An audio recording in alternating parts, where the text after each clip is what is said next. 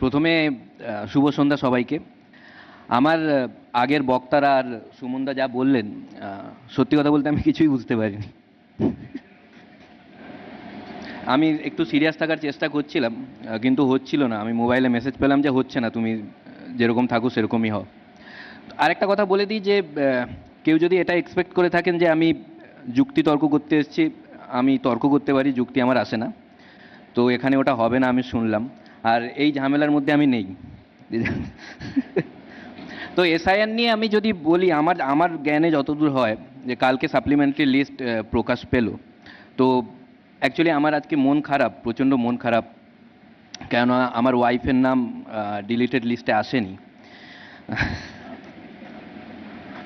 এখন আমাকে অ্যাপ্লাই করতে হবে যে আমার ডিলিট কি করে হয়। জানি না কি হবে। তো আমি প্রথমেই বলে দিই যে আমি এখানে এমন একটা এক্সপেকটেশন নিয়ে এসেছি যে যাতে সবাই বলে, সবাই আমার নামই বলে এই শোয়ের পর, যে ওকে ডাকার কি দরকার ছিল। তো আমি একজন কমেডিয়ান, প্রথমে বলে দিচ্ছি, কেননা স্টেজে আমাকে কমেডি করতে দেখে অনেকে পার্টির নেতার সঙ্গে গুলিয়ে ফেলতে পারেন। আর না, মানে ওরকম আমি আমি নেগেটিভলি বললাম না, আমি পজিটিভলি বললাম। কেননা অনেক নেতার আমি দেখেছি সেন্স অফ হিউমার অসাধারণ, খুবই ভালো। আমি শুধু দেখেছি যে মানে সেন্স অফ হিউমার অসাধারণ, কিন্তু জোক নিতে পারেন না, আমি মাঝে মাঝে দেখেছি। আমি যখন আমি একজনকে নাম করলাম, একজন নেতাকে, যে আপনি পলিটিশিয়ান তো ঠিক আছেন, কিন্তু কমেডিয়ান হিসেবে আপনি অসাধারণ, রেগে গেছেন। বলছে সাহস কী করে হয় আমাকে পলিটিশিয়ান বলার। তো মানে এই এই ব্যাপারগুলো হয় আর কি। সুমনদা আমাকে বললেন যে এরকম একটা শো আছে, সামনে ইলেকশন আছে, তো ইলেকশনের ওপরে কিছু জোক লিখে নিয়ে আসবে। তো আমি বললাম জোকের ওপর কী জোক লিখবো, আর খুব চ্যালেঞ্জিং ব্যাপার। তো অনেকে ভাবছেন যে মহাযুদ্ধের মতো একটা প্রোগ্রামে আমাকে কেন ডাকা হলো, এরকম একটা সিরিয়াস প্রোগ্রামে। হ্যাঁ, মানছি যে রাজনীতি একটা খুব গুরুগম্ভীর বিষয়, খুব সিরিয়াস ব্যাপার। কিন্তু আজকাল রাজনীতি এমন ছ্যাবলামোর পর্যায়ে চলে গেছে যে সুমনদা ভাবলেন যখন চলেই গেছে, তাহলে সরাসরি ডেকে কাউকে করানো যাক। তবে অনেকে জোক নিতে পারে, আমি দেখেছি অনেকে জোক নিতে পারে। আমি কদিন আগে একজন মানে একটা স্ট্যান্ড আপ কমেডির শোতে গেছিলাম। ওখানে গিয়ে আমি দেখলাম যে কয়েকজন টিএমসির সমর্থক আছেন। তো আমি পারমিশন নিয়ে নিলাম পলিটিক্যাল জোক করার আগে। আমি বললাম যে আমি পার্টির ওপর জোক করতে পারি তো। ওপেন প্রচণ্ড, বলে হ্যাঁ অবশ্যই করতে পারেন, কিন্তু বিজেপি পার্টির ওপর। তো আমি আমি বিজেপির ওপর জোক করলাম, তারপরে দেখলাম কিছুজন রেগে গেল। তখন আমি বুঝতে পারলাম আচ্ছা ওখানে বিজেপি সমর্থকও আছেন। তো তখন আমি কি করলাম, যে একটা টিএমসির ওপর জোক করলাম, একটা বিজেপির ওপর জোক করলাম। তো আমার এই জিনিসটা খুব ভালো লাগে যে যারা জোককে জোক হিসেবে নেয়। Get up to 10% off on your first flight booking. Download the Make My Trip app now. मैं सिर्फ 3 घंटा आपसे मांग रहा हूं। इस 3 घंटे के अंदर मैं आपको एडवांस एक्सेल के फॉर्मूलाज के साथ লাগে যে যারা জোককে জোক হিসেবে নেয়। সিরিয়াসলি আমি একজনকে দেখলাম যে টিএমসির জোকেও হাসছে, বিজেপির জোকেও হাসছে, আমি অ্যাপ্রিসিয়েট করলাম। আমি বললাম থ্যাংক ইউ সো মাচ শতরূপদা। তো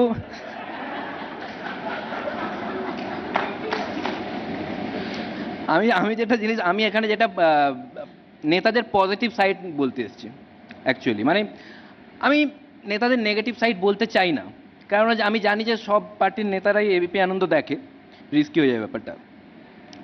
আমি যেটা দেখেছি যে অনেকে যদি ভাবে যে আমার কেন্দ্রে আমি কাকে ভোট দেবো, আমি কনফিউজড, আমি ঠিক করতে পারছি না, আমি আত্মবিশ্বাস দেখে ভোট দেবো, যে কার আত্মবিশ্বাস বেশি, তাহলে বিপদে পড়ে যাবেন, ভোটই দিতে পারবেন না। কেননা কারো আত্মবিশ্বাস কম নয়, সবারই তুঙ্গে। আপনারা দেখবেন ইলেকশনের আগে যখন সাংবাদিক গিয়ে কোনো প্রার্থীকে জিজ্ঞেস করেন যে সামনে ইলেকশন, কি মনে হচ্ছে, জিতবেন? জিতে গেছি। কেউ ফিউচারে কথা বলে না, জিতে গেছি। সাংবাদিক ভয় পেয়ে যায় কি এবারে ইলেকশনের রেজাল্ট আগে বেরিয়ে গেল নাকি ইলেকশনের।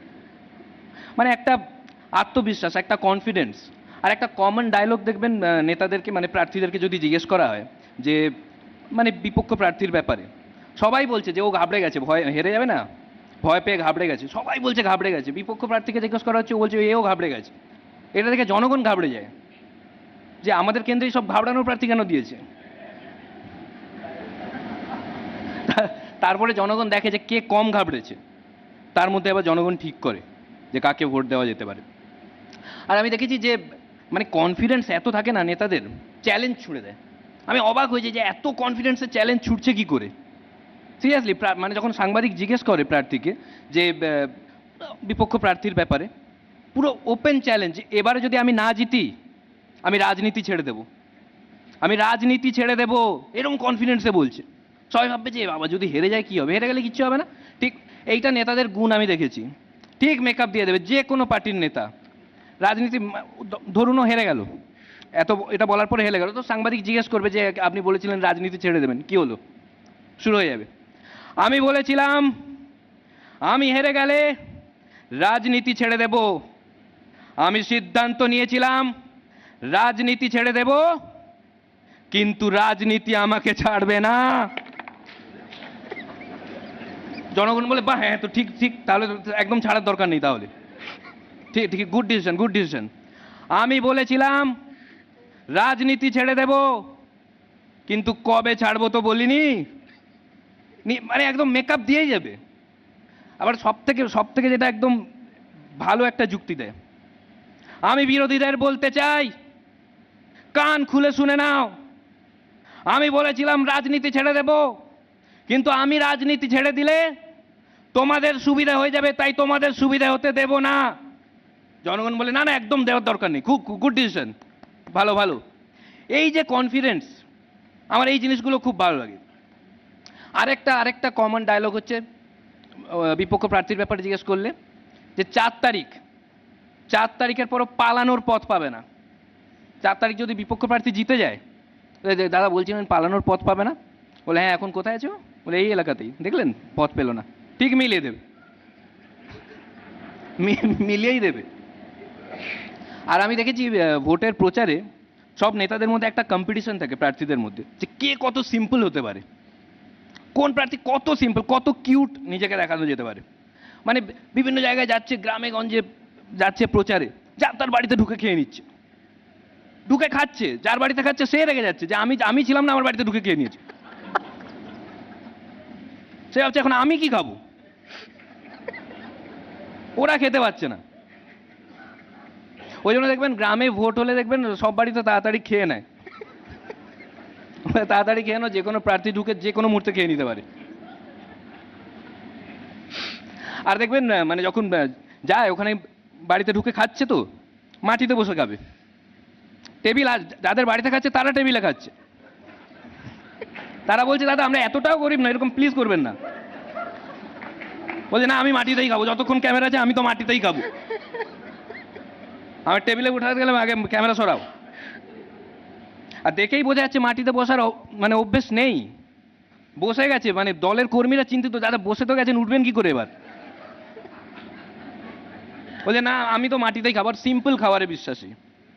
বলে না আমি একটা সবজি ডাল সিম্পল। যাদের বাড়িতে খাচ্ছে তারা বলছে যে দাদা প্লিজ আপনি আগে খেয়ে নিন, আমাদের আলাদা খাবার আছে, আপনার সাথে বসে উচ্ছে খাওয়ার কোনো ইচ্ছে আমাদের নেই। আগেরবার উচ্ছে খাইয়ে দিয়েছিলেন, এখনো মুখ বেঁকে আছে, কিন্তু না বসে খাবে। বলে না আমি আমি আমি উঠবই না, আমি এখানে বসেই খাবো। আর যেমন আমি দেখেছি মানে আমি দেখছি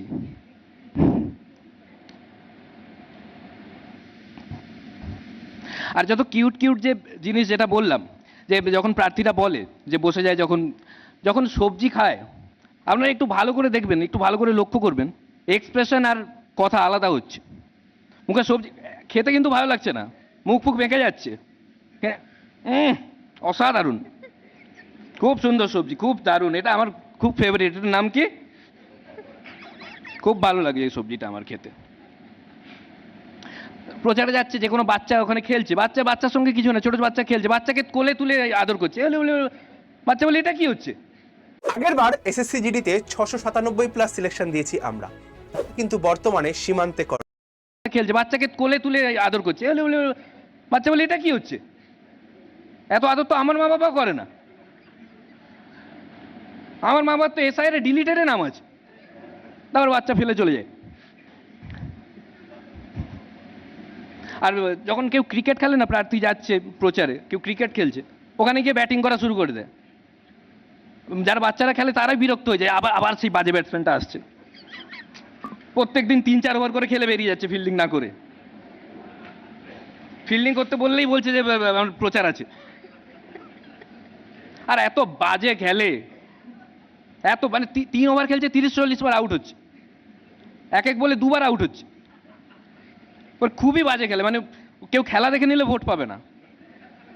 আমার মাঝে মাঝে মনে হয় খেলা দেখে নিয়েছিল বলে হেরে যাচ্ছে। আর কি বাধ্যবাধকতা আছে যে খেলতে হবে? আমি একটা ভিডিও দেখছিলাম, একজন মানে উদ্বোধনে গেছে, উদ্বোধনে বল মারতে গিয়ে উল্টে পড়ে গেছে। সাইডে একটা লোক বলছে, দাদা মানে আপনার রাজনীতি আর খেলা দুটোই একই। বলে থ্যাংক ইউ, বলে থ্যাংক ইউ না, দুটোই বাজে।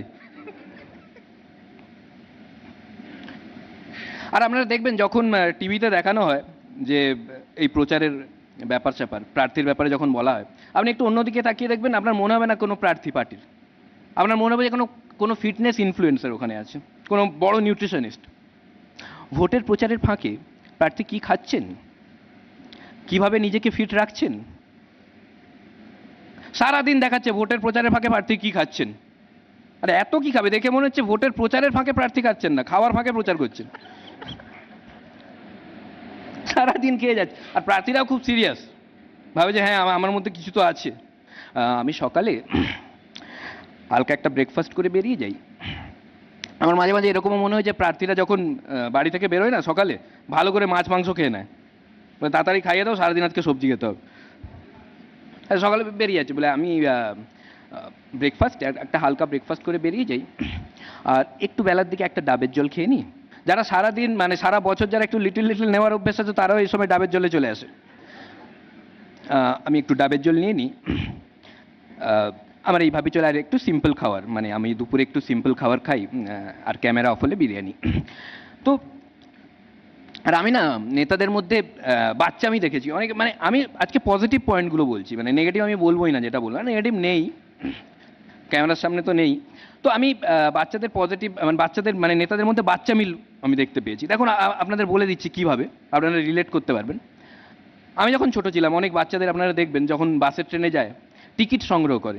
আমরা ছোটবেলা করতাম, অনেক টিকিট জড়ো করে রাখতাম বাড়িতে, টিকিট না পেলে কাঁদতাম। নেতারাও।